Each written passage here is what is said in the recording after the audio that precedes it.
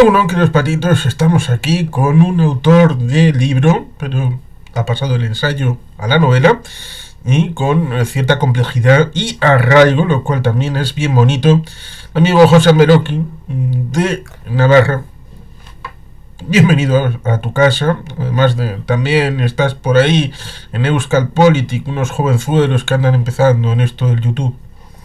Sí, sí, Egunon, Berrino, Egunon, bye. Sí, bueno, ahí estamos unos cuantos locos en ese diván, bueno, aportando siempre en positivo y siempre, bueno, pues desde nuestro punto de vista, por supuesto, y desde nuestro punto de vista democrático, ¿no? Que es la principal característica que nos puede un poco caracterizar, hablando, siendo un poco rebuznante, ¿no?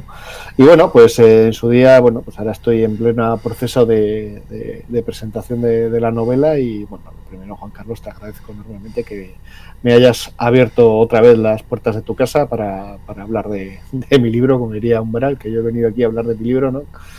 Que, bueno, pues eso, sin más. Y bueno, pues ya te digo, ya desde hace casi ya más de un mes que lo presenté, ya por el 26 de febrero, en el nuevo casino de Iruña.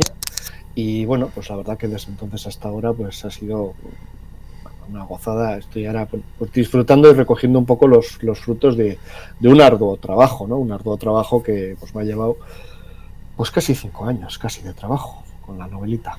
Con la novelica de Marras. Y la novelica, pues bueno, pues empiezo a escribirla allá por el noviembre del 20, en un momento un poco pues complicado para mí. Y bueno, pues decido, bueno, pues tratar de aportar o tratar de volcar un poco o de ser pues productivo, bueno, productivo o propositivo, más que productivo, ¿no? Propositivo. En un principio sin más ánimo que el de la propia escritura, y luego ya cuando la criatura va cogiendo forma, pues bueno, ya pues le vas cogiendo cariño y vas haciendo muchas cosas, ¿no? Y ya te vas un poco, bueno, pues eso, pues ya trabajando una suerte joder,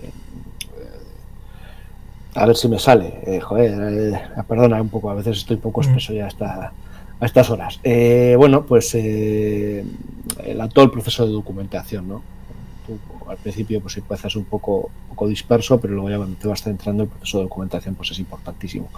Y entonces, bueno, un poco en lo que estoy contando un poco en las diferentes charlas que estoy teniendo, en las diferentes presentaciones, es bueno, más o menos dividido con unas 4 partes, ¿no? Primero, la dedicatoria y agradecimiento. Otra es el marco general en la que se desarrolla la novela, que a su vez está dividido en 3 partes. Y luego, pues cuento también cómo ha sido el proceso creativo, un proceso creativo de una novela que no tiene, bueno, el tema de la documentación es una parte importantísima para mi entender, claro, pero luego también el proceso creativo de los propios personajes y de la propia historia que vas a contar, ¿no? Y finalmente una suerte de retos, un reto que, bueno, pues, que es el que lanzo a los lectores de la novela, que luego os lo cuento, luego te lo cuento, ¿no?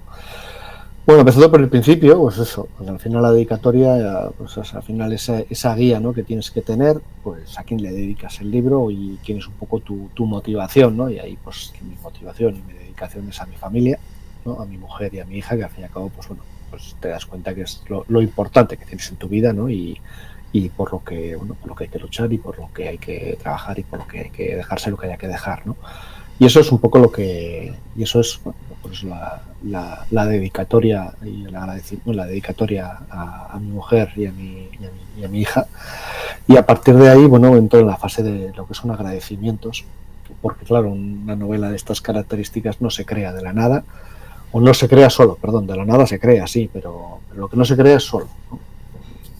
Y que claro, todo el peso está, tú que sabes bien, tú que eres también es que junta letras como yo, escritor como yo, Sí. ya sabes que no es fácil escribir y que muchas veces te tienes que apoyar y tienes que ayudar, ¿no? Entonces, claro, sobre todo cuando quieres hacer un trabajo de estas características, ¿no? Que es uno de los momentos clave de la historia de Navarra, en la historia de nuestro país, y bueno, pues a partir de ahí es cuando entra el inmenso proceso de documentación y ahí el agradecimiento, ¿no?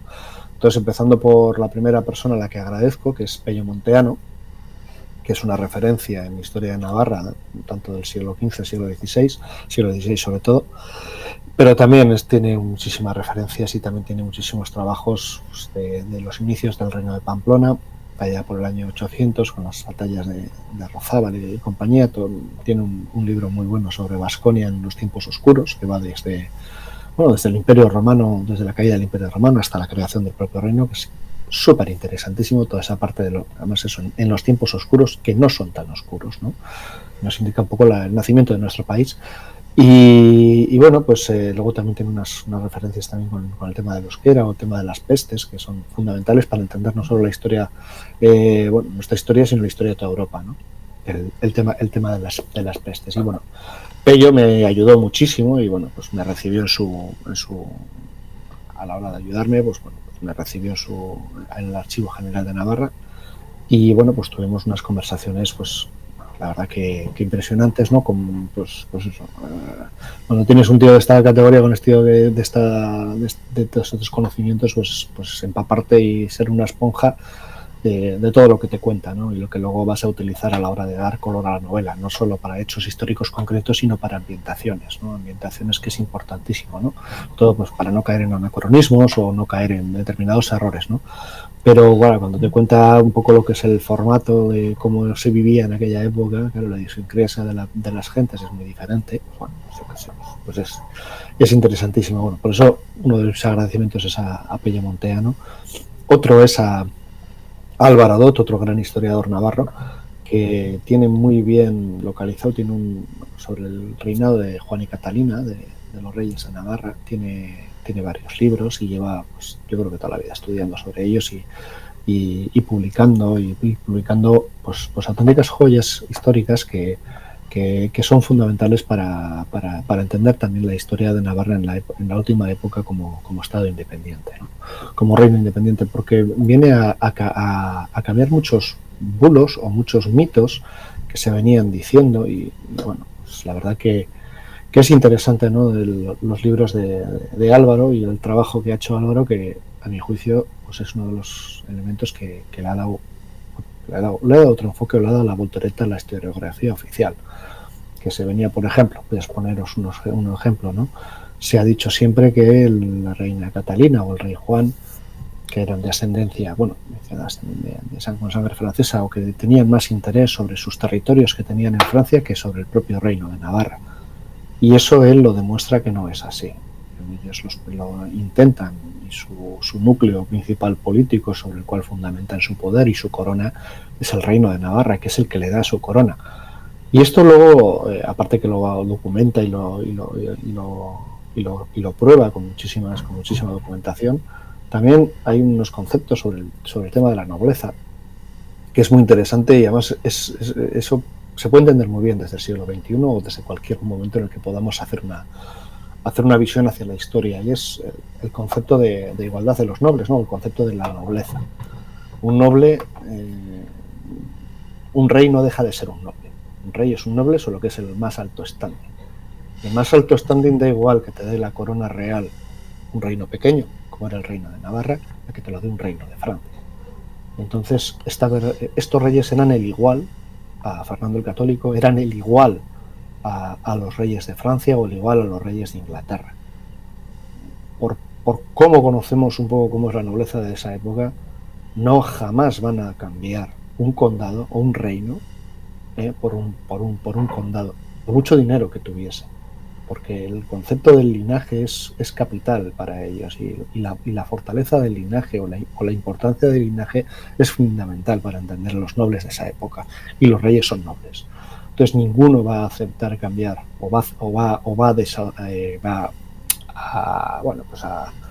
a desmerecer aquello que le da la corona real y que le iguala a todos los reyes europeos por otros territorios, por muy ricos que sean. Y esto es un trabajo que Álvaro lo lleva muy, muy bien, ¿no?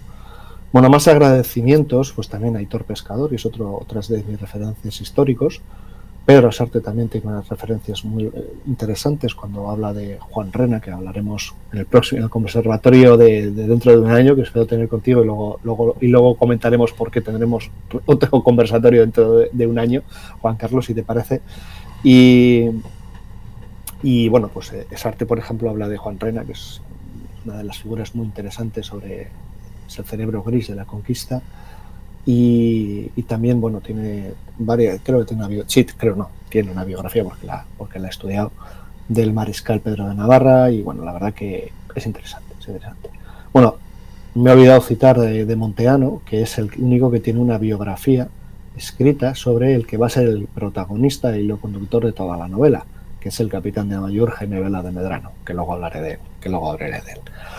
Y bueno, estos un poco son mis referentes a los que les agradezco, pero no son los únicos que me han ayudado más historiadores, también me ha ayudado de otras editoriales, curioso, pero por ejemplo Aristotazu me ha ayudado también con documentación, y le transmito todo el agradecimiento. Y luego también quiero pues transmitirle el agradecimiento a Miquel Zuza, que yo le pedí permiso para introducir dentro de mi novela fragmentos de su nuevo libro, del libro Redondo de Leire, que es un libro delicioso de relatos de la Navarra del siglo IX, que bueno, pues que me vienen muy bien para utilizarlo como un material bueno, pues como se dice, de un crossover, ¿no? Un crossover entre ambos libros, y contando historias. Y bueno, pues me lo permito, yo se lo agradezco, y desde luego también recomiendo su lectura. Si no lo has tenido, Juan Carlos, te recomiendo que leas el libro Redondo de Leire de Miquel Zuza, que es una delicia de libros. Y esto es un poco, ¿no?, como a los agradecimientos. Y bueno, los amigos, por supuesto, los primeros lectores que tuvimos. Claro, tuve alguna versión, la paso, corregimos, bueno, al final pues te pegas pegando muchísimo tiempo a la hora de tener el libro finalizado. Y luego, una vez que tienes el libro finalizado, pues te pegas un montón de tiempo, que eso fue mi caso, buscando una editorial. Y al final pues encontré una editorial Seller, al que finalmente le hago el agradecimiento final, gracias al cual pues bueno, pues esta libro ha podido salir finalmente a la luz. Editorial Seller es una editorial malagueña que, bueno, apostaron por mí en una historia de Navarra, pero bueno, no solo una historia de Navarra, es una historia europea. Y bueno, pues la verdad que muy agradecido y muy contento en ese sentido.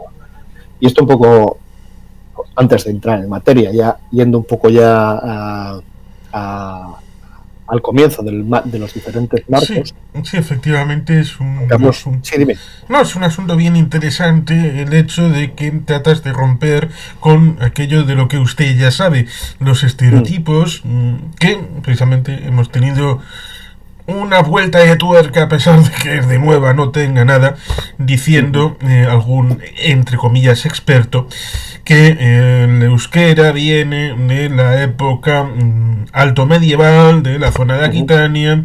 Vamos, el tema de la vasconización tardía, en este caso la vertiente norte-sur, a pesar de que luego hay la otra teoría de sur a norte, vasconización tardía, con lo cual pareciera que el único que era auténticamente vascohablante debía de ser un pastor en el pico de los Tres Reyes. Y según quien lo diga, se fue para un lado o se fue para el otro. Espera un segundo. A ver, por aquí.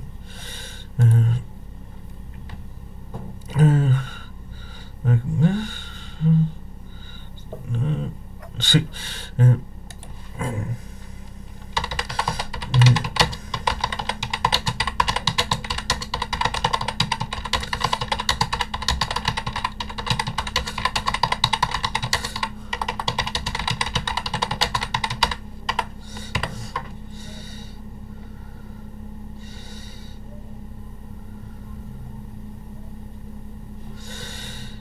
Me estoy disculpando con David Botello, que bueno, no ha interpretado bien el mensaje porque creía que le estaba invitando a verlo. En realidad le estaba invitando a participar.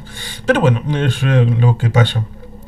Pero en fin, lo que estaba diciendo es el hecho de trascender los estereotipos. Y en Navarra parece que lo que usted ya sabe hay bastantes respecto de la relación con Francia o con el ámbito español, cuando la idea es que es algo aparte, que no es ni Francia, ni España, ni Castilla, ni cualquier otra relación, sino un reino por sí mismo, con su propio elemento, institucionalidad y con personalidades. Es igual de complicado de romper, por ejemplo, con la visión de que entre el 476 y el 1453 o 1492, según el autor, ese periodo llamado Edad Media es la Edad Oscura. Todo lo malo aparece ahí dentro, y por lo tanto cualquiera que diga tengo un reino con unos personajes que ocupan parte de la Baja Edad Media en su parte tal vez más gloriosa y espectacular para el mundo, eso que Shakespeare dijo, Navarra asombrará al mundo, te dicen, pero es Edad Media, eso a quién le importa, a nadie. Con lo cual seguramente eso debió encender en ti el hecho de, pero esta historia es la de mi patria, tengo que contarla. Sí, tal es así que incluso con con propios navarros te puedes encontrar o con el resto de gente del país que te puede encontrar y hablar con desconocimientos de Navarra total, ¿no? Incluso me ha tocado escuchar comparaciones como diciendo, ese reino, pero sí, como comparándolo con el reino de Mercia. Yo me recuerdo a uno que lo comparaba con el reino de Mercia, un reino antes de que Inglaterra siquiera existiera. Y bueno, pues al final, pues el reino de Navarra pues surge allá por el siglo XI, siglo VII, siglo VIII, pero sigue teniendo unas anteriores, y luego es importante porque claro, dura hasta el siglo XIX, ¿de acuerdo? Dura hasta 1841 en la parte del sur del Pirineo, y al norte dura hasta la Revolución Francesa. Y yo quiero aquí precisamente uno de los estudios de Xavier Irujo, que salió hace poco, Navarra en defensa de su independencia, de Xavier Irujo. Hablaba de un síndico, creo que era un síndico de Obrel, era bearnés, que contratado por las Cortes de Navarra, las que están en la vertiente norte, de acuerdo, las que estaban bajo. Entonces, bueno, se acerca a la Asamblea General Francesa a 2 meses de comenzar la Revolución Francesa, a decirles a los señores que están allá que Navarra tenía sus propias leyes, su propia identidad cultural, y que lo que se aprobase allí no afectaba a Navarra. Entonces, eso es algo que desde luego no es la Edad Media, eso es a 2 días de que empiece la Revolución Francesa, y a 2 días también, como aquí ocurre, en pleno transformación entre lo que es la Edad Moderna a la Edad Contemporánea, la actual, de lo cual todavía estamos en la Edad Contemporánea. Entonces es importante esto también, ¿no? Y bueno, has comentado a David Botello, ¿no? de Felipe lo Hermoso, una anatomía de un asesinato, la anatomía de un crimen. Si hablas con él, le puedes transmitir mi agradecimiento, porque su libro para mí ha sido buenísimo a la hora de poder documentarme sobre un personaje también que me parece fascinante, que es Juana, mal llamada loca, Juana de Castilla. Juana me parece un personaje fascinante y desde luego merecedor también de novelas, porque su libro da para una novela preciosa sobre la vida de esta mujer. Bien, bueno, te había contado un poco cómo estábamos con esto, Sí. de dónde empezaba, bueno, pues, esos 3 bloques, ¿no? que te había comentado. Bueno, vamos a ver el marco general de la novela. Yo, antes de comenzar con el marco general, una pequeña introducción, porque hago un prólogo de la novela, y bueno, si vemos la portada de la novela, no sé si la tienes por ahí, Juan Carlos, si no, bueno, ya luego te la comento. No sé si a Elcar te ha llegado, porque está teniendo, a ver si tienes suerte y lo puedes conseguir, y si no, bueno, luego ya te comentaré las presentaciones que voy a hacer por pues por no tengo el libro. Pues no te preocupes, que te llegará. Y bueno, pues la portada es una portada con el que ahora os lo enseño, y uno de los elementos de la portada es la espada, una espada. Esa espada es la espada de Amayur, que fue encontrada en Amayur, en el castillo de Amayur, en el año 2010. La encontraron unos arqueólogos que estaban trabajando para la Sociedad de Ciencias Aranzadi, ¿no? Que es quien ha estado trabajando en todos los labores de recuperación arqueológica del castillo de Amayur. Bueno, resulta que por azares de la casualidad, por azares del destino, pues conozco a la persona que lo encontró, y tuvo la inmensa amabilidad de contarme cómo encontró la espada. Y entonces, pues tirando de su historia, yo novelo exactamente lo que él me cuenta, ¿no? y lo pongo tal cual. Entonces empiezo, ¿no?, hilando nuestra actualidad con el siglo XV. Pues, es decir, pues eso, con ese hallazgo comienzo la novela, y de ahí me voy al siglo XV. Y la estructura de la novela la voy a estructurar en una suerte de conversación entre el capitán Velaz y otra persona, que con el tiempo se sabrá quién es, y entre ellos se van contando la historia, poco a poco cómo ha ido ocurriendo la historia desde que Jaime era un crío hasta el final, hasta mayor, ¿no? Y esto es un poco la fórmula en la que hablo, ¿no? Entonces, bueno, dicho esto, el marco... Sí, te presento a David Botello, autor ¡Hombre, de David! Felipe el Hermoso, Anatomía de un Crimen. Aquí está el nuevo padre de novela, José Meloqui, Capitanes del Reino. Te agradezco que vengas por aquí un ratito. Pues si me vas a permitir, David, te tengo que felicitar por tu libro, porque para mí ha sido un hallazgo precioso y una fuente de documentación y además una forma de contarlo que me ha encantado, ¿no? Con una ironía, con un tal que me ha encantado. Y me ha fascinado el personaje de Juana, me ha fascinado. Y desde luego dentro de mi novela está toda esa parte, está francamente inspirada en tu trabajo, porque me parece maravilloso. De verdad te lo digo, ¿eh? No te oigo. Ay, no te oigo. A ver. Sí. A mí me oyes, ¿no? Me da la sensación que sí. Sí, pero me parece estar muteado y prometo que no soy yo. Ah, ahora estás muteado. Ahora no. A ver. Mientras voy a ver si encuentro el libro. Y traigo mi libro. Un segundico. Pues sí que es raro.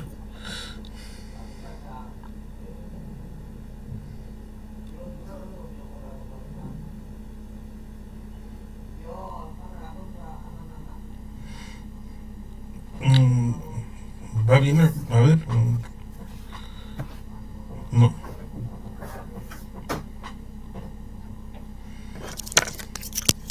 Hola, hola, ahora. Ahora sí. Mal, me imagino. Ahora mal, te oigo, David. Me imagino que mal, pero me oís, ¿no? Sí, te oigo al claro. Sí. No sé por qué no se me conectan los cascos, que normalmente es con lo que hablo. Y he tenido que conectarlo directamente con el ordenador, a ver qué tal.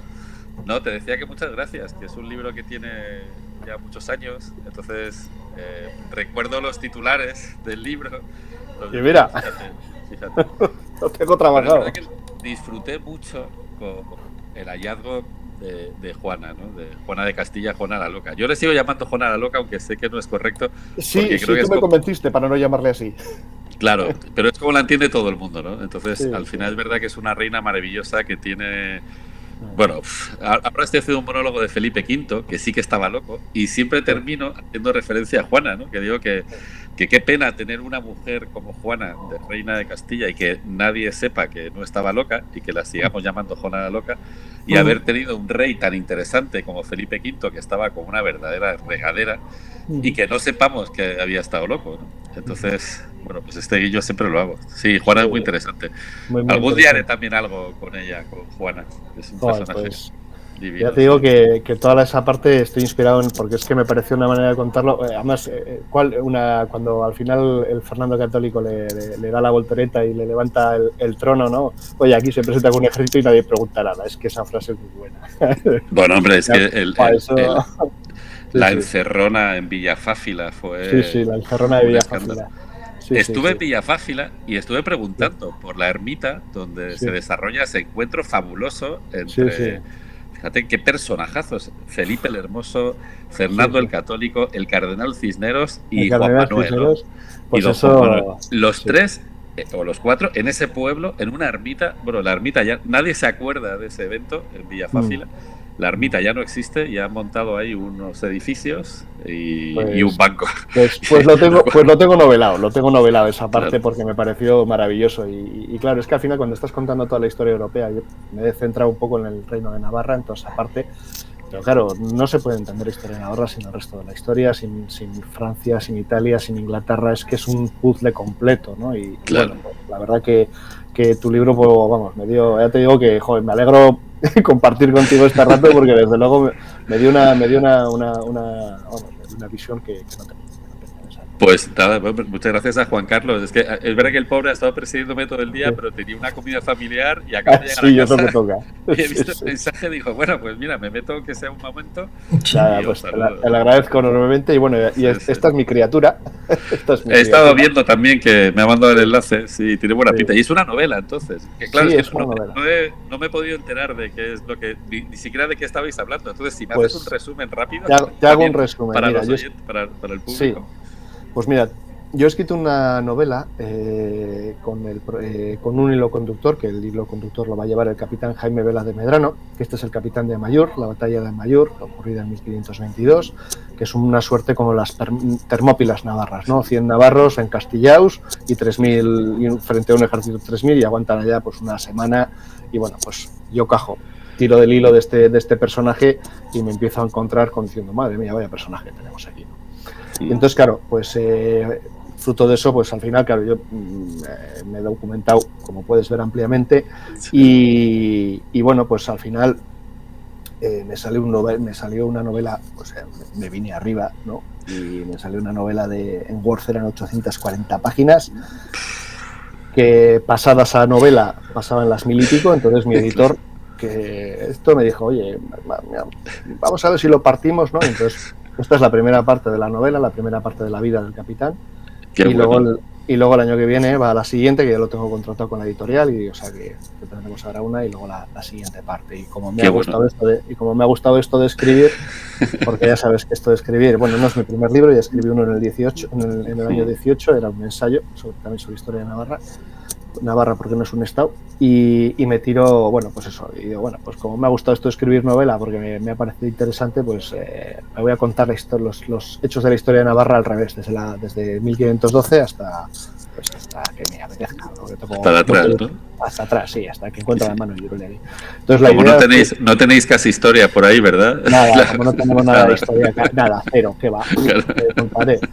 Y entonces, pues bueno, pues la historia, claro, ya se han hecho muchos ensayos, ¿no? Y sobre esa época, y dije, vale, voy a dar el toque de novela, el toque de ánimo, o sea, el toque de emocional, tratar de ponerte en la piel de los zapatos, o sea, en los zapatos de esta gente, sin caer en presentismo, sin caer en buenos y malos, porque no hay buenos y malos. El personaje de Fernando el Católico me parece fascinante porque, claro, es un tío que dice, no, parece que unió, que quería unir España y tal, y dices tú, pero si este tío lo que más le importaba era su apellido. Claro. Joder, como todos los nobles, o sea, no era un tío evidente. Entonces, claro, el tío, era el último trastámara. Si muero yo, mi apellido muere. Entonces, claro, eso es lo primero que tenía en la cabeza. Pero eso a él y a todos. Entonces, claro, ese tipo de cosas, tengo que tener cuidado. Bueno, pues te voy a contar, ¿no? Ahora voy a contar este tipo de cosas. Pero no hay buenos y malos. Y eso es lo que más he intentado, que no hubiese buenos y malos, porque es que no las hay.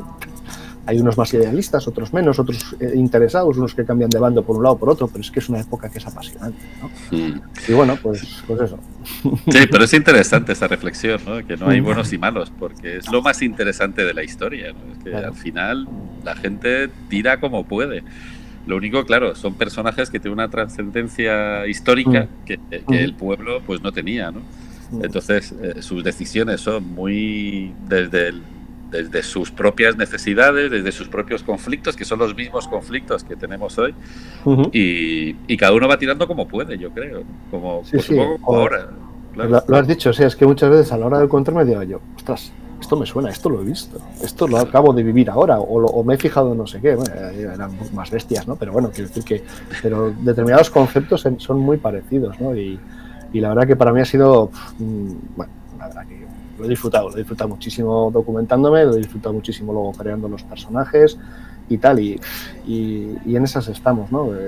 Bueno, pues eso, generar un poco de, bueno, pues si alguno leyendo esto luego se anima a querer estudiar más historia o documentarse, pues bienvenido sea. Que eso es lo que hacemos, fíjate, yo cuando escribí este libro, ¿cómo iba a pensar que 10 años, bueno, 10 años, sí, 10 años, justo ahora más o menos, estamos en el 10º aniversario de este libro, pues ibas a inspirarte en él para alguno de los capítulos de una novela, ¿no? Eso es la maravilla de dar a luz. Te puedo asegurar que básicamente, o sea, toda la parte de Juana donde aparece todo esto, o sea, es... Porque es que, joder, digo, madre mía. Qué pues qué maravilla, ¿no? Dar a luz este tipo de criaturas y que siga dando frutos, ¿no? Pues sí. Pues sí, la verdad que, joder, por eso cuando me ha dicho Juan Carlos, oye, ¿se va a poder conectar? Digo, pues la verdad que pues, me encantaría saludarlo y darle las gracias porque eso, por todo esto. Y eso, y bueno, pues nada, pues eso, ahora el librico pues lo estoy presentando por todos los lados. Ayer lo presenté en mi pueblo, pues otro día voy por aquí por Navarra, pero también voy a ir pues ya estuve en Eibar hace poco, luego me voy a ir a Donosti, Bilbao, Vitoria, por aquí también, bueno, ya estaba en Tudela, o sea, me voy a recorrer un poco, voy donde me llaman, vaya. Claro. ¿Te apetece venir? Yo encantado, joder. Claro, así estamos todos, ¿verdad? Si bajas a Madrid, pues dame un toque y ya... Oye, ya estuve... Sí, estuve presentando el primero que escribí, que lo presenté en los Calechea, lo presenté allá en Madrid. Ahora está más complicado que pueda bajar, pero si bajo, vamos, ya nos ponemos en contacto, no lo dudes. Sí, seguro. Pues nada, no sé, como yo creo que estáis ahí con vuestra conversación. Sí, estamos en parte con la explicación de cuál es la trama, debido a esa situación que en parte me recuerda a lo que le sucedió más o menos por la misma época, porque empezaste a escribir, bueno, a darle forma en noviembre de 2020, una época de pandemia, en parte estando en casa en el segundo confinamiento.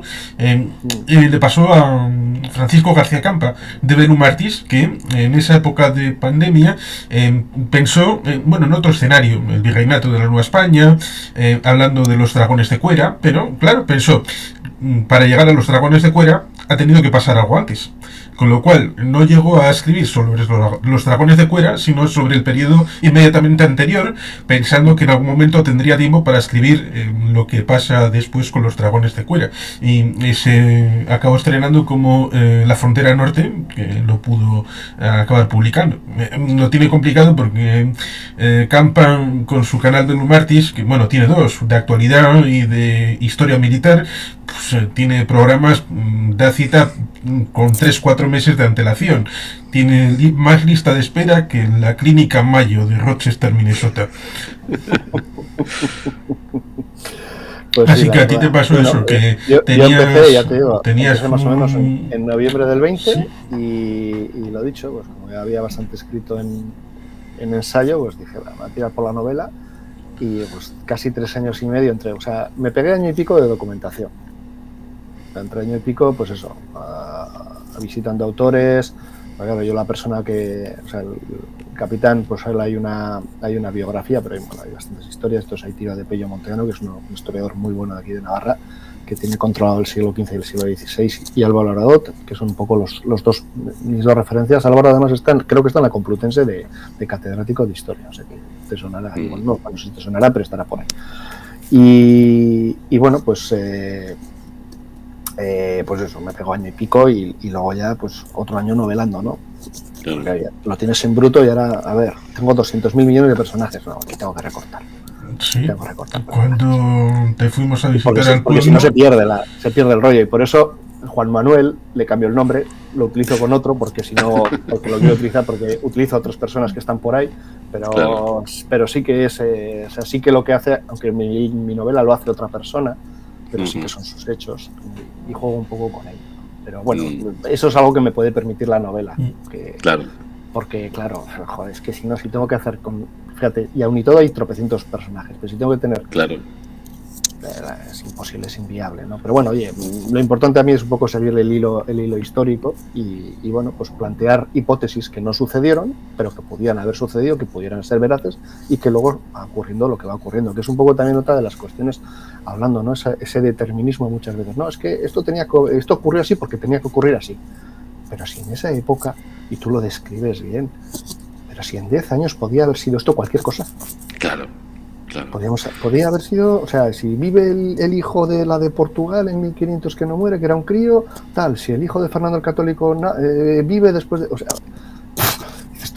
me dices tú, aquí había un determinismo, bueno, si lo quieres ver un determinismo yo lo voy a hacer, pero bueno, yo qué sé, no sé. Sí. Bueno, y la unión entre Castilla y Aragón, que parecía mucho más sensata la unión con Portugal y que parecía que era la política tradicional de Castilla, incluso la propia incorporación de Navarra, que podía haber sido perfectamente o un reino independiente, o haber sido de Aragón, o haber pasado directamente a Francia, o haberse mantenido. Claro, porque además no solo estaba Navarra, yo cuando hago la presentación hago un mapa, porque tengo varios mapas en la novela, y claro, cuando pongo Navarra pongo el Bearn, que era tan independiente como era Navarra, y eran de la misma.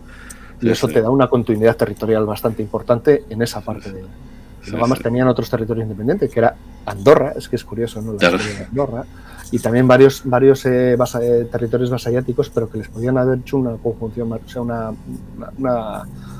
una continuidad territorial a sus dominios. Yo que sé. Bueno, pero si pasa hoy, ¿quién hubiese pensado hace 10 años? Ya no nos vamos hace 40 años, pero hace 10 años, ¿quién iba a pensar que iba a estar gobernando en Estados Unidos un señor que iba a dinamitar todo el status quo después de la Segunda Guerra Mundial, ¿no? Es que parece que la historia, efectivamente, siempre la escribimos desde el presente hacia el pasado, pensando que el presente es lo que tenía que pasar, ¿no? Entonces siempre explicamos el presente a través del pasado, pero realmente nadie sabía nada lo que iba a pasar y nadie tomaba decisiones pensando en el futuro. Nadie dijo, no, vamos a configurar estos reinos porque así configuraremos un imperio. Bueno, pues es que podía haber gobernado Juana tranquilamente y que Carlos V no hubiese llegado nunca, ¿no? Hubiese llegado mucho después. Es que, quiero decir, siempre partimos del presente para explicarlo, pero lo cierto es que el día a día es imposible que los agentes de la historia supiesen bien lo que estaban haciendo. Muy difícil que lo supiesen. De hecho, una de las reflexiones que suelo trasladar y en las presentaciones es que, claro, por ejemplo, en lo que es la realidad institucional de Navarra, ¿no? Que cambian tanto en el siglo XV, tanto en el siglo XVI como en el siglo XIX. Curiosamente, justo a la vez en el que hay unas revoluciones tecnológicas que llevan a cabo unos cambios estructurales, es decir, pasamos de la Edad Media a la Edad Moderna, y cuando pasas de la Edad Moderna a la Edad Contemporánea, que cambia todo el panorama a nivel cultural, sociopolítico, estructural, etcétera. Bueno, pues ahí, pues en el siglo XV y el siglo XVI Navarra pierde su lugar entre los estados, vamos a decir, independientes en la cristiandad, y en el XIX pierde lo que es esa soberanía foral que sí se mantuvo en el XVI, ¿no? Pierde la condición de reino. Entonces, una de las cosas que suelo transmitir no es la historia como arma arrojadiza para como fuimos independientes o como fuimos no sé qué, no, perdón, la historia tiene que ser aprendizaje y las generaciones actuales tomar sus decisiones y lo que fuera, pero utilicemos la historia como aprendizaje. Yo eso es lo que me gustaría trasladar, sobre todo viendo un poco los pasados, y como ahora estamos en una nueva revolución tecnológica que va a cambiar otra vez el panorama. Bueno, que ya lo ha cambiado. Que ya lo ha cambiado. Es que la Europa que estamos viviendo ahora, a ver qué Europa es dentro de... Pues claro, la gente ya la ha visto las orejas al lobo, y Europa va a una federalización, pero por una o por otra parte, pero es que porque no les queda otra. Y entonces dices tú, ¿y en todo este escenario dónde van a quedar esta nación? ¿Dónde van a quedar las comunidades? ¿Dónde van a quedar tal? Y dices tú, bueno, pues si estamos otra vez a leches, pues no nos irá muy bien. No. Y eso es un poco lo que trato de transmitir, ¿no? De ese tipo de lección. Ya está. Joder.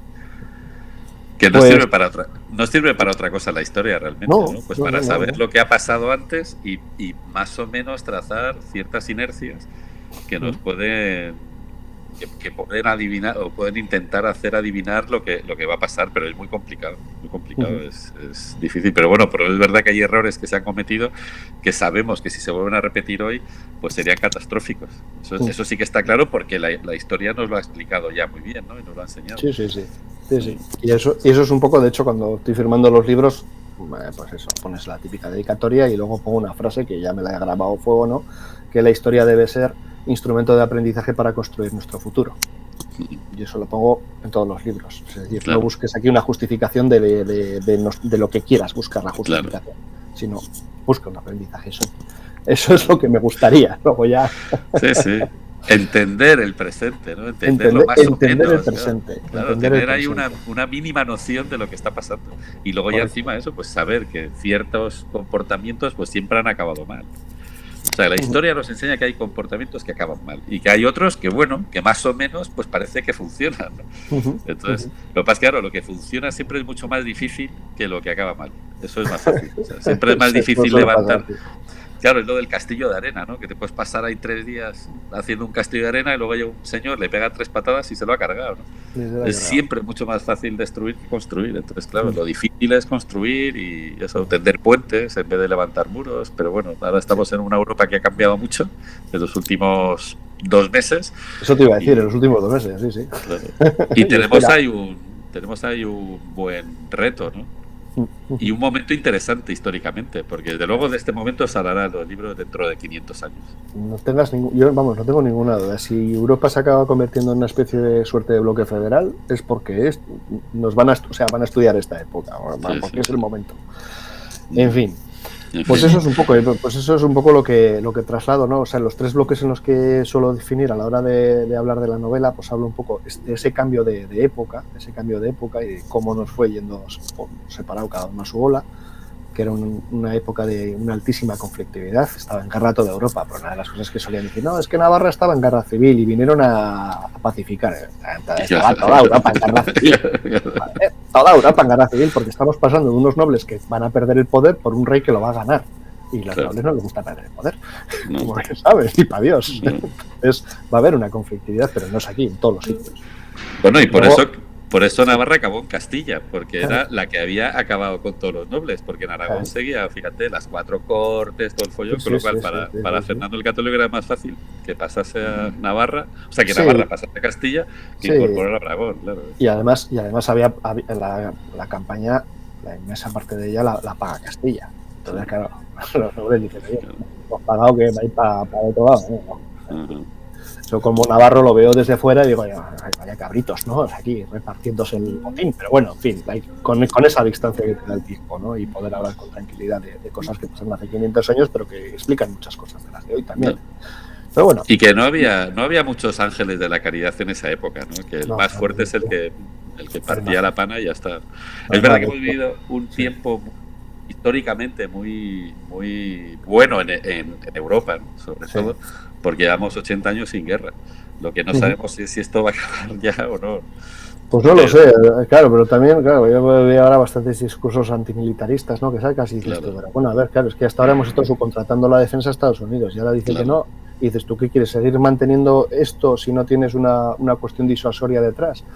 No sé, difícil utilizar la diplomacia en este mundo si no tienes una fuerza de defensa disuasoria. Y yo creo que a esa conclusión han llegado en la Unión Europea y por eso están en ese estadio. Y que volvemos a que el más fuerte es el que impone la ley, ¿no? Cosa que es verdad que durante esos 80 años, pues en Europa y en Estados Unidos no ha pasado, ¿no? Ha pasado en otros puntos, en muchos puntos del mundo, pero nosotros nos estábamos librando. Bueno, pues ya vemos que no nos libramos. Pues veo que no nos libramos. Que no te puedes fiar del tipo que te hace bullying, no te puedes fiar. No, eso no te puedes fiar, ¿no? Y eso, mira, eso independientemente de diferentes ideologías, eso está claro. Y claro, y en esa época era así, el más fuerte imponía su norma, ¿no? Ya está. Entonces el que llegaba, pues se quedaba con lo que... De hecho, o sea, y además eso, te conquistaban y luego a posteriori te justificaban la conquista. Y encima, con todas las razones del mundo. Empezás a leerlo y dices esto, las fake news, que es que vosotros, o sea, tú la que controlas lo de las fake news es de la batalla de Toro, las fake news, pues es que eso van haciendo durante todo el rato. Y lo mismo pasa con Navarra, que pones los documentos y pones con las fechas y dices, joder, qué cabrones, esto les interesaba esto y luego les pongo todas las justificaciones que vengan después, ¿no? La falsificación de bulas papales, la lucha interna respecto de agramonteses y bamonteses. Las bulas no fueron falsificadas. Las bulas no fueron falsificadas. Pero se habló de ellas, si estaban falsificadas o no. No se ha debatido sobre eso. Que se falsificó, porque yo sí que hablo de la falsificación de las bulas, o sea que igual. Sí, falsificaciones, hay falsificaciones de bulas, sí, pero concretamente la que va a utilizar Fernando el Católico primero para entrar en Navarra y luego para justificar, esas las pago directamente. Vale. Esa no les hace falta porque están redactadas tal cual. Sí. Lo que el cabrito falsifica es el tratado de Blois, que era un tratado que estaba negociando Navarra con Francia para llegar a un acuerdo, como se llegaban con otros países, y él lo falsifica y además incluso pone palabras como diciendo, no, y estos quieren recuperar Guipúzcoa y tienen dar, es curioso. Y entonces ese es el casus belli por el que entran. Pero bueno, esto ya ha quedado pergeñado porque esto venía de la movida que estaba generándose en Italia. Esto Alvarado tiene un librico muy, muy estrecho, muy pequeño, pero muy, muy contundente en documentación sobre esta parte. Y no le hacía, fíjate, es que no le hacía falta falsificar las bulas porque como al Vaticano se le compraba, pues ya te la hace. No pasa nada. Sí. Pero lo hombre, por eso eran los católicos, claro, porque hacían lo que querían. Claro. Sí, ponían la pasta encima y tal.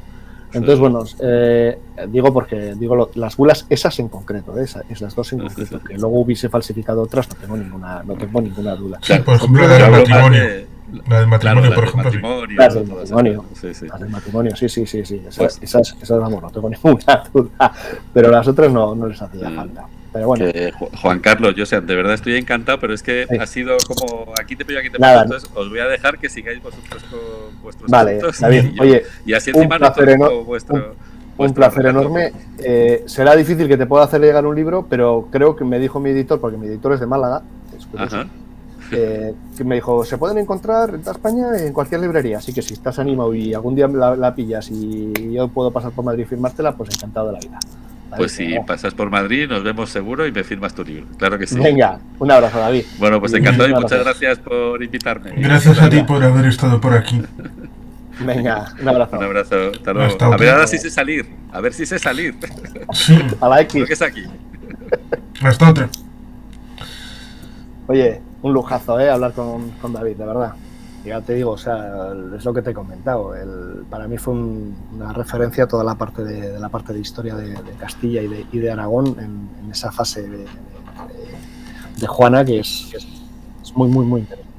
Es un personaje Juana, pero vamos, sobre todo, además, da valor ese porque todo lo que se hablara del papel femenino en la alta política, y es que justo en esta época van a coincidir muchísimas mujeres en muchos puntos fuertes de muchos tronos.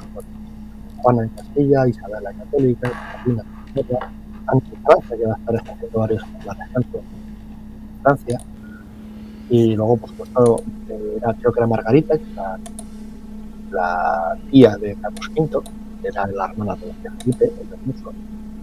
Bueno, creo que hay personajes femeninos muy interesantes. Y bueno, pues no sé, un poco por ir recuperando un poco el hilo. Sí, estabas en que la primera parte era el tema de la espada. Sí. No habías comentado quizá algo interesante respecto de poner año de inicio de esta primera parte publicada para poder situar en las anualidades en qué rango se distribuye. Sí, bueno, pues como ya le adelantaba a David, yo te adelantaba a ti, va a haber una segunda parte, entonces esta primera parte de la novela va a ir más o menos entre los años 1476 y 1508. ¿De acuerdo? Entonces, comienza en 1476 y, va a tener tres partes la novela, y en cada parte hay un mapa. En la novela, por desgracia, está en blanco y negro, y luego la he cedido en color, es decir, la he subido a redes sociales en color. Yo creo que, Juan Carlos, que te pase a ti los mapas en color, y si no te los pasaré luego por WhatsApp, y ya está. Y para que sean pues es un material que se pudiera compartir y que se pudiera ver el mapa con toda claridad en color, ¿no? Esa es un poco la idea. Y empiezo ahí, y es un poco lo que he adelantado, ¿no? Es decir, viendo un poco el mapa de cómo está Navarra en 1476 y quién va a gobernar Navarra, pues se ve que está Navarra con la actual forma, pero también tiene un trozo más al norte, que es la Baja Merindad, se llamaba la Baja Navarra, la Merindad de Ultrapuerto, ha tenido varios nombres, y cuya capital o cuya localidad de referencia era San Juan de Piedeporto, hoy Don Iván y Garasi. De hecho, cuando hoy cruzas la frontera con Francia y vas a Don Iván y Garasi, pues te vas a encontrar los escudos de las cadenas de Navarra puestas en su ayuntamiento, y te vas a encontrar, por ejemplo, una preciosa vidriera con las cadenas del reino en la iglesia que está conforme entras a mano izquierda, ¿no? del casco viejo, que está abajo. Y junto a eso está también el Bearn, ¿no? El Bearn, en ese momento, cuya capital es Po, es independiente, es tan independiente como es Navarra, no tiene la categoría de reino, pero es independiente, ¿de acuerdo? Entonces, y tanto el Bearn como Navarra van a pertenecer a la Casa de Foix, junto con Andorra, que también es independiente, y una serie de condados vasalláticos en la parte francesa, pero también en la parte aragonesa. Me parece que era el vizcondado de Castelvaux, si mal no recuerdo. Eso es vasallático de Aragón, y en el norte vamos a tener diferentes condados que van a ser vasalláticos del rey de Francia. ¿Qué significa la diferencia entre un territorio vasallático y un territorio independiente? Para poner un ejemplo muy sencillo. Es decir, cuando el rey de Francia llama a las armas, llama a la guerra, súbditos, porque no hay ciudadanos, son súbditos, tienen que acudir a la llamada del rey. Bien, en aquellos territorios que son, vamos a decir, una suerte de comunidades autónomas que las gobiernan esos nobles, digo por hacer un pequeño paralelismo, ¿de acuerdo? Que sea una simplificación, no me lo toméis al pie de la letra. Bueno, pues esas personas que van a vivir ahí no pueden decir que no, aunque el baranda de esa parte sea un conde poderoso, ¿de acuerdo? Entonces van a tener que acudir a la llamada del rey. Eso no va a ocurrir ni con el Bear, ni con Andorra, ni con Navarra. Es decir, son territorios independientes que si llama el rey de Francia o el rey de España o el rey de Inglaterra, pues evidentemente los súbditos de esos territorios no les van a hacer caso porque no tienen por qué. Esto es muy importante, ¿no? A la hora de ir luego definiendo lo que van a ser los futuros estados modernos, ¿no? Entonces, bueno, esto es un poco cómo es la situación interna de Navarra. Luego, a nivel ya, cómo está Navarra, que está situada entre dos imperios que están en crecimiento, el Imperio Español y el Imperio Francés van a estar en expansión. En ese momento, tanto Francia como España no van a tener la extensión territorial que tienen en la actualidad. De hecho, a Francia le faltan bastantes cachos, le falta la Bretaña, que también es un ducado independiente, le falta también toda la parte que está cerca de Milán, toda la zona de Saboya, Alsacia, ¿no? Faltan faltan un montón de trozos todavía para en los momentos posteriores, si hay un conversatorio con David Nievas, precisamente fue esa famosa batalla de Pavía, de que se ha cumplido recientemente el 5º centenario. Y bueno, pues y luego por supuesto la parte sudeste francesa, que le falta pues todo el cacho que va a pertenecer a los reyes de Navarra, ¿no? Y luego por otro lado España también le faltan muchos casos y otros que tiene muchos más, ¿no? Porque tiene todas las posesiones de la corona de Aragón que tienen en el Mediterráneo, como Cerdeña, como bueno, pues, muchas, ¿no? Y bueno, son una época pues que son dos imperios que van a pugnar en los sucesivos siglos por la hegemonía europea, por la hegemonía en Europa. El Imperio Español y el Imperio Francés van a estar continuamente en guerra. Entonces, bueno, eso es importante, pero también es importante también las relaciones familiares que existen entre las diferentes casas nobles, que van a ser todos familiares. O sea, todas las casas nobles van a tener familiares entre sí. Y esto es un poco también lo explico en la presentación que suelo hacer con una suerte de puzzle o de árbol genealógico que pongo ahí, que es una locura. Porque por un lado tienes a los reyes de Navarra, que por un lado tienen línea directa con el rey de Francia, pero también tienen línea directa con Fernando el Católico e Isabel de Castilla. Entonces, claro, son todos parientes entre ellos, ¿no? Todos son tíos, primos cercanos. De hecho, bueno, o sea, el propio rey de Francia, cuando empieza, tanto Francisco como Catalina, que van a ser los herederos del reino, son tíos, o sea, son sobrinos carnales del rey de Francia, y por otro lado, por Fernando el Católico tiene una relación de tío-abuelo, ¿de acuerdo? Pero todos tienen relación de consanguinidad. Y bueno, pues eso no te creas tú que les va a ocasionar ningún problema para declararse la guerra, acuchillarse entre ellos o cualquier tipo de cuestión de esas características. Los matrimonios y las personas son útiles, son bienes de cambio. O sea, están a la orden del día los rehenes, ¿no? Rehenes reales, ¿no? Oye, si has perdido una guerra, pues yo me quedo un hijo tuyo y lo crío yo. O sea, esto está a la orden del día en todas las casas reales. Es una deshumanización total, pero esto existe, ¿no? En esta época, ¿no? Y luego por otra parte está, bueno, dicho esto, está también ese cambio que te había comentado, ¿no? Del cambio entre la Edad Media y la Edad Moderna, que bueno, ya lo hemos hablado con David de manera un poco ya más profunda y no me voy a volver a repetir. Dicho esto, pasamos un poco a lo que es la parte de la estructura de la propia novela, que tiene, como he dicho, son 3 partes. A cada inicio, cada parte he puesto un mapa de situación que luego te transmitiré y te veré en color.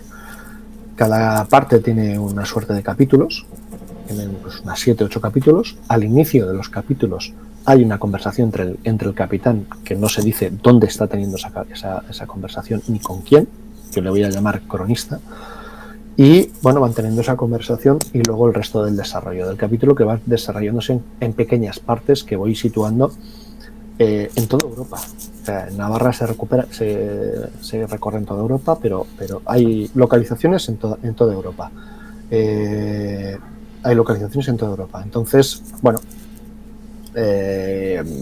explico un poco también con esos viajes que se van realizando, explico un poco pues cómo va funcionando, ¿no? Cómo es la historia, cómo está la cristiandad en esa época, la conflictividad con también el Imperio Otomano, ¿de acuerdo? Bueno, los turcos, toda esa guerra religiosa que también hay, esa corrupción de la Iglesia. Me parece que al contar la historia de Navarra no solo estás contando la historia de Navarra, estás contando la historia de Europa, porque es un actor Navarra, que aunque sea su tamaño sea pequeño, está dentro de dentro de todo el teatro europeo como un igual, ¿no? Esto es una de las cosas que quiero resaltar, ¿no? Es un igual, o sea, Navarra en este momento es un igual a Francia, es un igual a Inglaterra y es un igual a España. Y por eso manda embajadores a la corte del emperador en Alemania, y por eso manda embajadores al Vaticano cuando hay nuevos papas. Es decir, tiene todos los elementos que tienen todos los demás. Y bueno, pues cuando se está transformando en un estado como todos, todos en esos momentos, todos esos estados se están transformando de estados de la Edad Media a estados de la Edad Moderna. Navarra también está llevándose a cabo esa transformación, pero bueno, se trunca al principio del siglo XVI. Y bueno, los hechos históricos se conocen, pero cómo se viven, eso es un poco lo que trato de decir en la novela.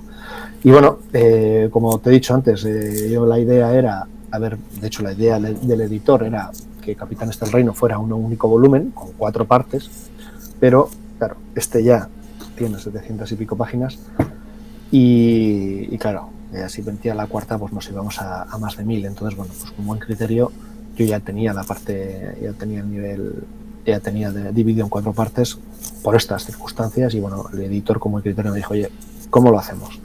Yo le dije, mira, vamos a hacer el primer libro con las 3 primeras partes, que yo creo que son un bloque sólido entre ellas, es un bloque coherente con un inicio y un final, y luego la cuarta parte la haremos el año que viene. Entonces ellos me propusieron el año que viene, entonces pues dentro de un año, cuando sea, es un libro que ya está escrito, aprovechar este verano para pulir algunas cosillas y tal, pero básicamente está escrito y ya tiene nombre también. Del año que viene se llamará la redención del mercenario, cuya explicación vendrá al final de la siguiente novela. Y bueno, pues ese es un poco el concepto. Y el concepto es, como he dicho un poco a David, yo le he llamado Las Crónicas del Reino Olvidado, porque quiero escribir una suerte de libro.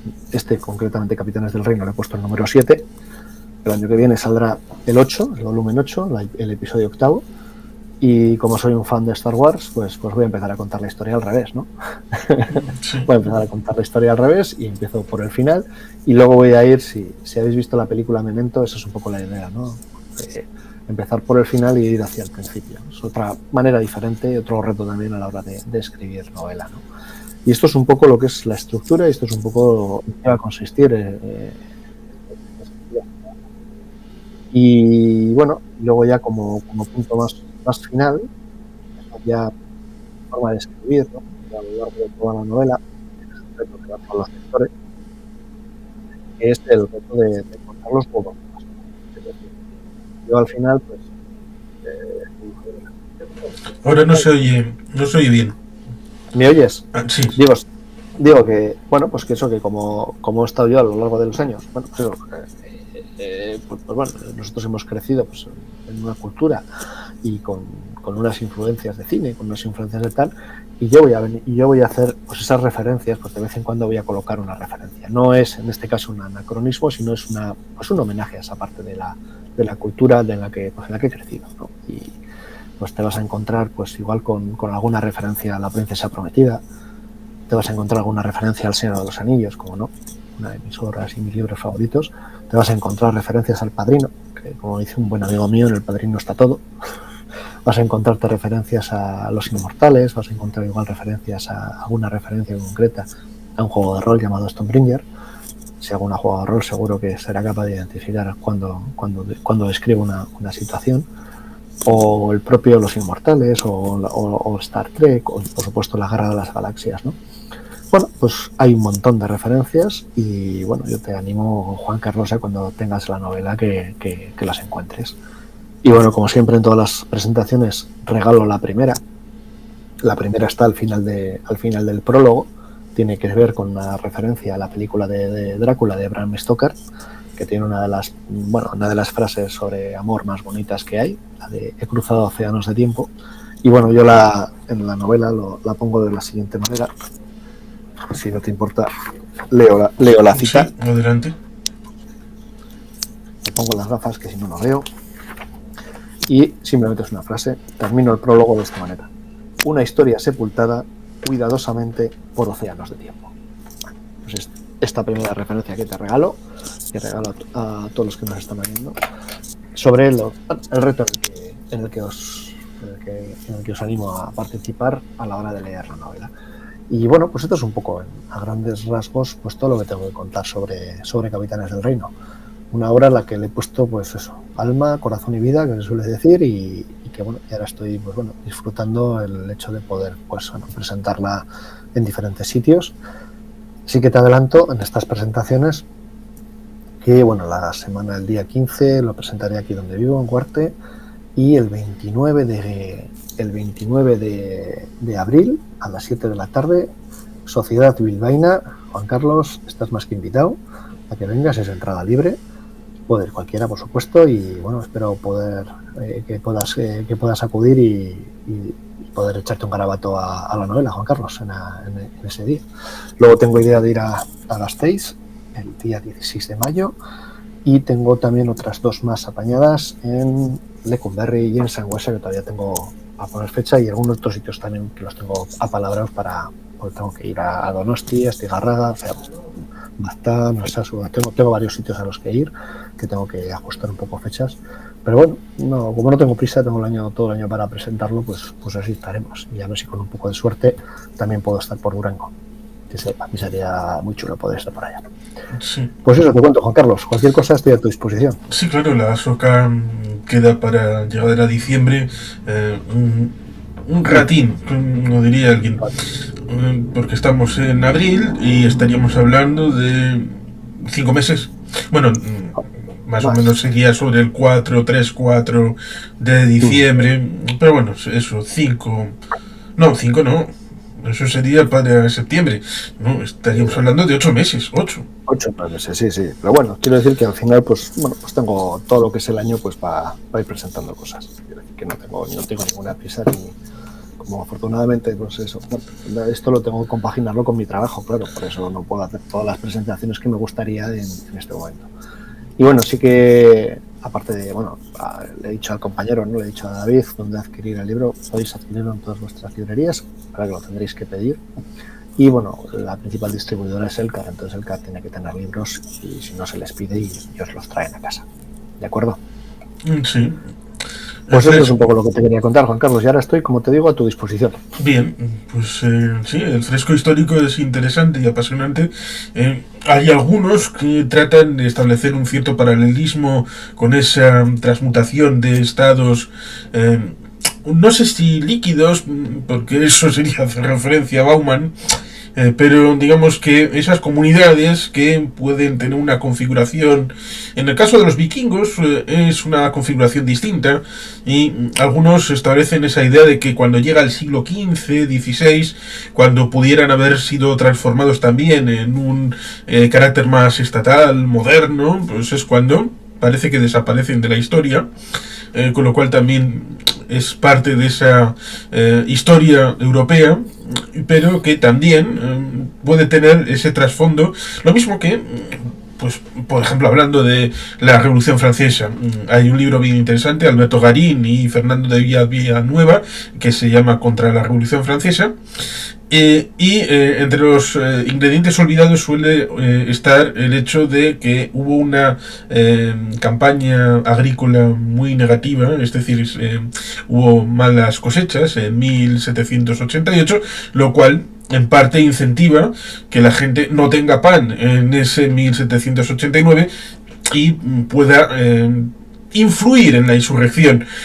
La debilidad de un reino también puede ser el ámbito demográfico, no solo para Navarra, sino también para otros territorios en el marco europeo, pero en el siglo XV hubo dificultades, alguien dirá, derivadas de las pandemias que hubo en todo aquel ámbito del siglo XIV, XV, la más conocida es la peste negra. Eso también debilita internamente un reino, como también la situación que conoces de agramonteses y bamonteses, esas luchas intestinas, pero también, como has comentado alguna vez, hay un gap, lo cual también se verifica, por ejemplo, en la situación en 1714, porque técnicamente el Tratado de Utrecht es del año anterior, con lo cual hay una discontinuidad respecto de lo que es propiamente el 11 de septiembre de 1714. Aquí nos encontraremos con una situación en la que sí hay una guerra civil, pero luego hay un periodo de interludio en donde la guerra civil termina Y luego hay algunos intereses contrapuestos que son los que, sin solución de continuidad, sin ella, acaban llegando al 1512. Si estoy equivocado, me corriges. No, es añadir algunos matices. Es decir, hay una conflictividad interna en Navarra, sí, claro, pero la misma que hay en toda Europa. Quiero decir, no es algo extraño.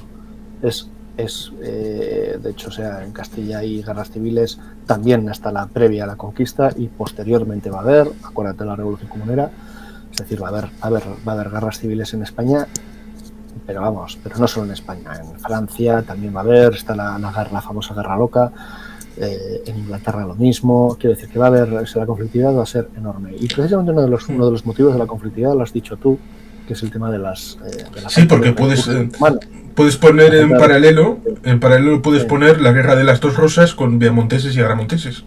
Por ejemplo, o sea, por eso te quiero decir que no es excepcional lo que ocurre en Navarra, es decir, no es excepcional, es algo normal, habitual, lo que ocurre en toda Europa. Y hay una falta de recursos humanos desde la Gran Mortandad, que es como se llama, la Gran Mortandad de 1350, el año, siglo XIV, que va a reducir a la mitad de la población, pero no solo Navarra, va a reducir a la mitad de la población de toda Europa. Entonces eso va a generar unos profundos cambios que lo vamos a ir viendo a lo largo de todo el siglo XV, ¿no? Otro de los elementos que tenemos ahí, que has comentado, sí que es cierto, tú cuando llegas a las guerras civiles, así hablando en Navarra, están controladas, o la situación interna está más o menos controlada desde 1494 en Navarra. 1494. O sea, es decir, aún pasan 20 años para que llegue la conquista. Es decir, hay una estabilidad a partir de 1494. Va a haber una estabilidad. No, perdón, 1496, disculpa. Lo que ocurre en 1507, que es la última rebeldía que tiene el conde de Lerín, es muy focalizada, ¿no? Y es rápidamente sofocada. Y luego hasta el 12 es un reino que está en paz. O sea, es un reino que internamente ya está controlado. ¿De acuerdo? Es un reino que está internamente controlado. Lo que ocurre es que luego ya posteriormente, cuando entra la conquista, pues ya aquí cada uno tiene que jugar sus bazas. Y los nobles juegan sus bazas cuando el paradigma ha cambiado. El paradigma ha cambiado porque entra un invasor que va a usurpar un trono. Y entonces ahí vuelve otra vez a resurgir diferentes parcialidades, pero no las mismas, porque te vas a encontrar antiguos agramonteses peleando por el rey de España, y te vas a encontrar a viamonteses luchando por el rey Juan y por la reina Catalina. Entonces, ¿cómo los llamas agramonteses y viamonteses a partir de esa época, que vas a tener agramonteses y viamonteses en diferentes términos? Lo fácil, lo sencillo, lo normal y lo habitual es tratarlos así, que haya una guerra civil y tal, pero eso no es cierto, no es tan fácil de asimilar, y sobre todo, ya te digo, cuando ves a personajes importantes que están en uno u otro bando, cuando se supone que son de una parcialidad. ¿Me explico? Por eso no es tan fácil hacer determinadas traslaciones, ¿no? Y luego también, además en Navarra, ¿no? Que en esa parcialidad, de esa guerra civil que había entre agramonteses y viamonteses, pues fíjate, esto viene de un conflicto sucesorio entre Juan II de Aragón, que es el padre del príncipe de Viana, y el príncipe de Viana, en el cual, a la muerte de la reina Blanca, la reina Blanca era la reina titular, y Juan II era el rey consorte, y sin embargo no cede el trono. No quiere ceder el trono, y entonces pues hay un conflicto sucesorio en el que pierde el hijo, que era quien tenía la legitimidad al trono, y lo gana el usurpador, que luego va a ser el padre de Fernando el Católico. Claro, ahí ocurre algo con ese concepto, ¿no? Ahí ocurre, ¿quién apoya al príncipe de Viana? Los viamonteses. ¿Y quién apoya al rey Juan? Los agramonteses. Y luego se intercambian los papeles. Es decir, por un lado los viamonteses en principio estaban con la legitimidad, y luego no. Luego cambian los tornas. Se explica, hay una explicación de ello, hay una explicación de motivo, pero es decir que al final no dejan de ser unos juegos también de intereses y de poder, ¿no? y de influencias. Por eso es difícil dibujar personajes buenos y malos, porque no los hay. Incluso aunque el mayor que puedas considerar el mayor malo, o por ello digo malo, tiene sus intereses y sus motivaciones de hacer lo que hace y por lo que lo hace. Y eso es muy interesante a la hora de dibujarlos y a la hora de escribir los personajes. Pero bueno, la verdad que yo te digo que lo he disfrutado muchísimo y la verdad que también he aprendido muchísimo, ¿no? He aprendido muchísimo sobre esta época en concreto. Más cosas, Juan Carlos, que me quieres preguntar. A ver. Sí, es interesante ese elemento de trasfondo a la hora de construir la historia.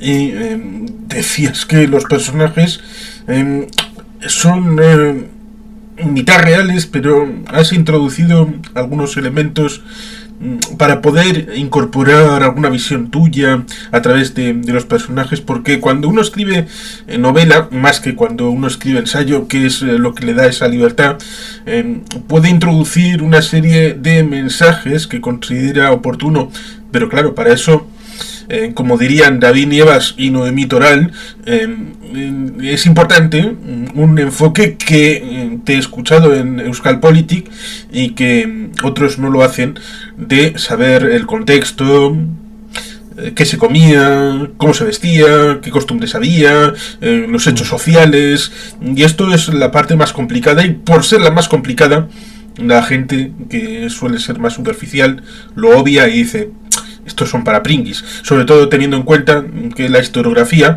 en buena medida se empezó a gestar con bodas, bautizos y comuniones, las vidas de los grandes, es decir, aristócratas. Esto hablamos del siglo XVIII, XIX, la primera gran biografía es de un aristócrata alemán, con lo cual ahí también puede jugarse, más allá de ese entorno, que haces muy bien en haberlo investigado y plasmado, el hecho de esa dualidad entre personajes puramente reales y luego tal vez algún personaje instrumental para introducir algún elemento que consideres que estaría bien. Sí. Mira, hay personajes que, bueno, a la hora de dibujar un personaje, primero es muy raro tener una descripción física.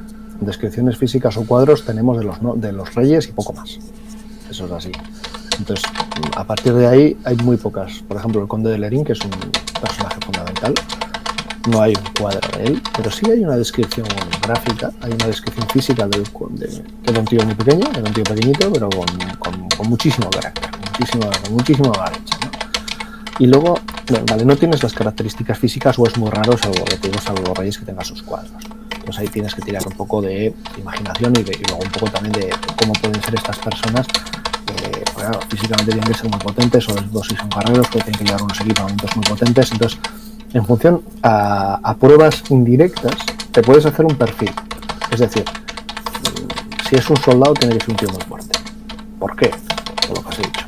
Tiene que llevar una armadura más una cota de mallas, más no sé cuánto, más el caballo, más el peso, no sé cuántos, que igual puedes llevar 20 o 30 kilos de equipo encima. Entonces tienes que ser muy fuerte para poder llevar ese equipo. Y encima manejarlo con competencia, ¿no? Manejar una espada de metro y medio. Entonces ahí físicamente más o menos te puedes pipar, o sea, puedes hacerte una idea. Y luego, a pesar de que no haya descripciones o no haya biografías, sí que tienes un montón de relatos de hechos. Y los relatos de los hechos te dan también un perfil de cómo es el personaje. Si tienes un personaje, por ejemplo, del cual está detectado que el tío entró en una mezquita y se ofendió y mató a 300 personas, pues ya te puedes hacer la idea qué tipo de perfil tiene este. Con un odio fundamental a otra religión que no sea la suya, con ningún tipo de escrúpulos, con tal. Es decir, eso es uno, ¿no? O te puedes encontrar otros que coge y siendo una persona que no tiene mucha fuerza, pero sin embargo, o sea, no sabes tú, o sea, que por linaje, me refiero por ejemplo, a mi protagonista, al capitán, que él, bien, pertenece a una casa noble, pero no es el cabeza de linaje, es un hijo segundón. Te encuentras que te lo encuentras en muchos sitios de la historia, o sea, te lo encuentras en un montón de sitios de la historia, ¿de acuerdo? En hechos, y dices tú, este era un personaje muy importante, ¿y por qué? Y entonces dices tú, bueno, pues además, si ha salido de este lado, tendría que ser muy listo, y si ese vídeo ha salido aquí, es decir, los hechos te van a dar un perfil también sobre el que construir el personaje. Y luego también tienes otros personajes de cómo podrían funcionar y en base a eso pues trasladarlos, ¿no? Tienes personajes que vale, si es un hijo segundón, este tendría que ir para la iglesia y la iglesia tendría estas características. Y si va por aquí, tendría que ir por aquí, etcétera. Al final, bueno, y luego eso es un poco a la hora de construir los personajes. Y luego, qué alma le vas a dar a los personajes, pues evidentemente sobre eso, salvo las pocas referencias que hay, es también cómo lo va a dibujar el propio autor, ¿no? Y ahí, bueno, pues hay personajes que crecen, que van creando su propia idiosincrasia, ¿no? Yo he tenido personajes que me han crecido dentro, ¿no? Que los vas desarrollando y casi van cogiendo vida ellos solos, ¿no? Sí, ese es un punto interesante. Es un punto precioso, ¿no? Sí, desde luego, el proceso creativo es lo más bonito. Así que los personajes al final te han hablado. Sí, es curioso, es un aspecto curioso como personajes van cogiendo vida. Y hay algunos que encima conforme van cogiendo vida, pues les vas cogiendo más cariño. E incluso te hacen sugerencias. Oye, por aquí, oye, por allá, ¿no? Y sí, al final está todo en tu cabeza, ¿no? Y lo sacas tú, pero es curioso cómo se va desarrollando, ¿no? Y ya tengo ahí uno de mis personajes predilectos de la novela, es el vizconde de, Ezpeleta, que ya lo conoceréis, casi desde el principio, porque es un personaje que al final le coges cariño y lo vas desarrollando de él, como a otros tantos, ¿no? O sea, el mariscal Pedro de Navarra, porque claro, Capitanes del Reino es una novela que, aunque sea haya un protagonista, porque, como he dicho, está en todos los hechos relevantes de la historia y es un personaje que es testigo y protagonista de los grandes hechos que ocurren en Navarra en esa época, pero es una novela coral, es decir, hay personajes coprotagonistas. Está Pedro de Navarra, está Baquedano, está Ezpeleta, está Jaso, los Jaso, que conocemos al santo, bueno, su familia es muy importante. Ahora se te ha perdido. Catalina. Digo, por supuesto, la reina Catalina, es decir, quiero decir, Fernando el Católico e Isabel son dos personajes también muy, muy importantes. También la parte francesa, porque muchas veces nos circunscribimos a la parte del sur de los Pirineos y la parte del norte de los Pirineos es tan o más importante en el devenir de lo que ocurre en Navarra en esa época. Y yo le doy el protagonismo que requiere, porque lo tiene.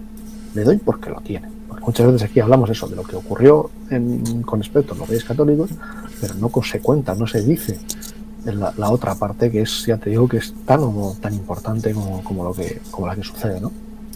Y bueno, como es el Vaticano, como es la parte inglesa, como la parte... Sí, la parte española, francesa tiene su punto, porque más allá de que la conquista es en 1512 y luego está esa...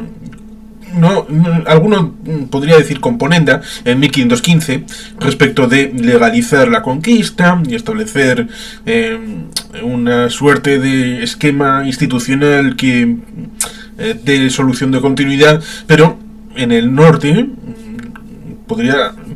no voy a cantar South of the Border, Right Mexico Way, pero podría hacerlo si me gustara hacer pinitos en el karaoke. Pero al norte nos encontramos con el intento de reconquista en 1512, en 1516, 1521, 22, 24. Es que la guerra de Navarra no es 1512, la guerra de Navarra va de 1512 a 1530. Vemos navarros en pavían del lado del francés, lo cual seguro que rompe la mentalidad de muchos, y hasta 1789 se puede decir con claridad, digo 1789 por la Revolución Francesa, tal vez pudiéramos extenderlo hasta el momento en que le cortan la cabeza a Luis XVI. Eran reyes de Francia y de Navarra. Y el I es muy importante, con lo cual en este momento en 1512 se produce esa bifurcación de Navarra con Castilla y Navarra con Francia. Sí, bueno, yo me voy a mojar más, Navarra con España, porque en ese aspecto lo que entra en 1512 el duque de Alba se intitula como capitán general de los ejércitos de España. Yo tengo claro quién conquista Navarra, pero eso no es... A niveles actuales me parece absurdo el debate. Para unos se quieran hacer un presentismo u otros. Es lo que ocurrió, si no pasa nada. Si yo no me voy a basar en lo que pasó en el 12 para reclamar ahora, pero es lo que ocurrió. Y lo que dices, sí, eran rey, pero porque va a haber una amputación del reino. Es decir, durante la conquista española no va a haber, no van a conseguir coger todo el 100% del territorio. Va a quedar esa parte que ahora no salen los mapas de Navarra, pero que está en Navarra y que la he mencionado antes, es la Baja Navarra. Va a ser ese trozo que va a seguir teniendo el poder ahí los sucesores de Catalina, en este caso el rey Enrique, que lo has mencionado, porque en Pavía lo capturan, porque lucha por el rey de Francia, lógicamente.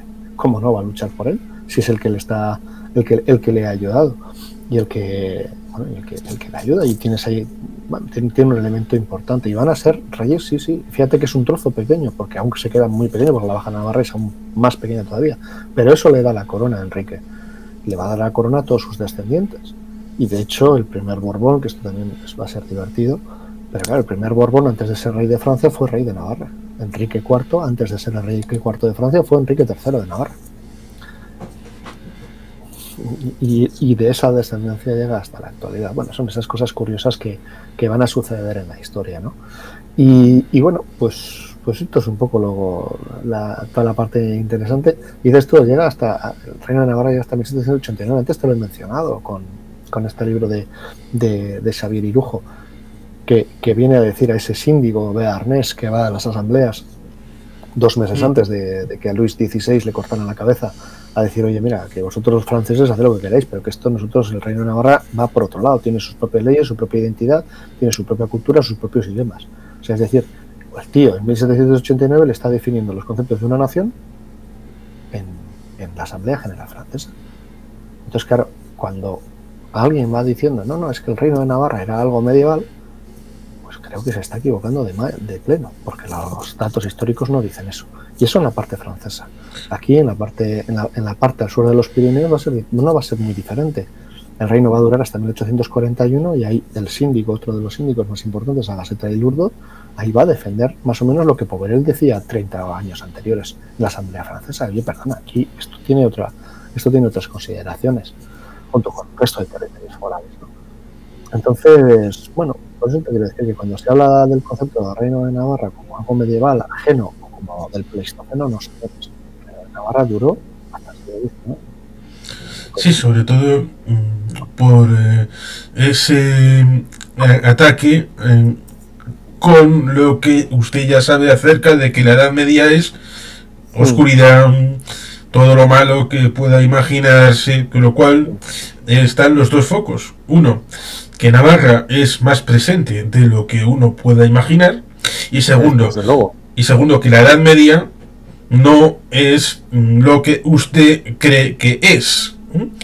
Sobre todo teniendo en cuenta como en el caso de la Segunda Guerra Mundial hicimos un programa de cuáles son los orígenes y los elementos finales, porque cuando comienza y cuando termina, claro, en el ámbito de la Edad Media es una realidad en los años que cité en el ámbito occidental.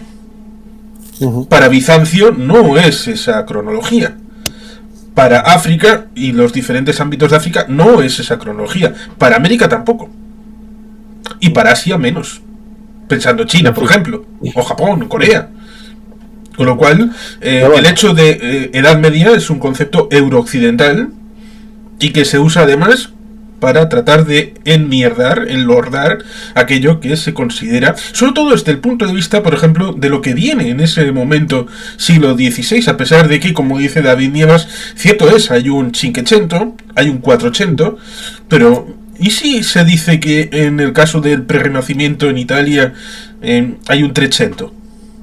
Eso seguramente también le volaría la cabeza a muchos, pensando de que, vale, en siglo XIV, 400, está ya la parte final, pero ¿300? ¿1300? ¿Qué demonios de renacimiento podríamos encontrar?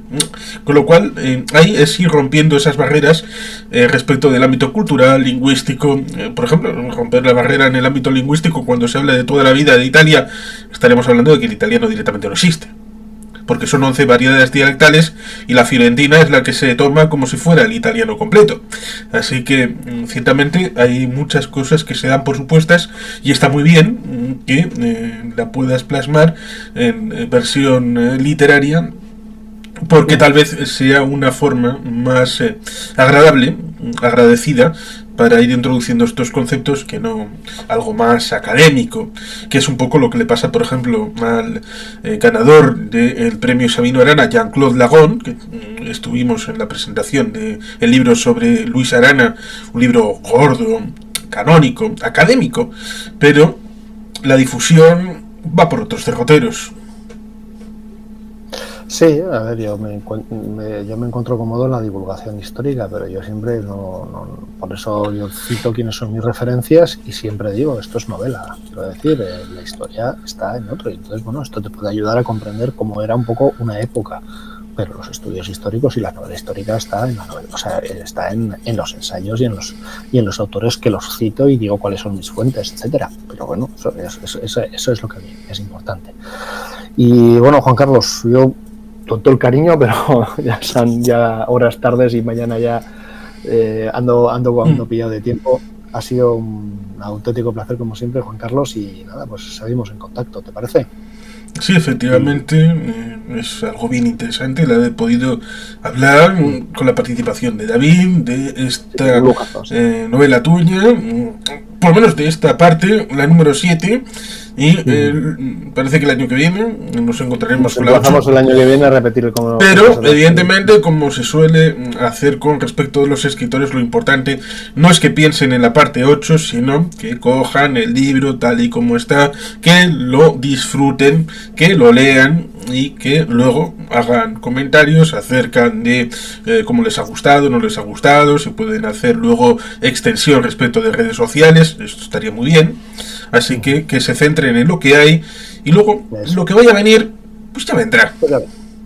Pues eso, pues nada, Juan Carlos, muchísimas gracias. Lo que he dicho, está en Elcar, lo podéis pillar en Elcar. Nos vemos, espero, el 29 de abril en la Sociedad Bilbaína a las 7 de la tarde. Y nada, oye, ha sido un placer, Bat. Ahí tía. Hablamos. Venga.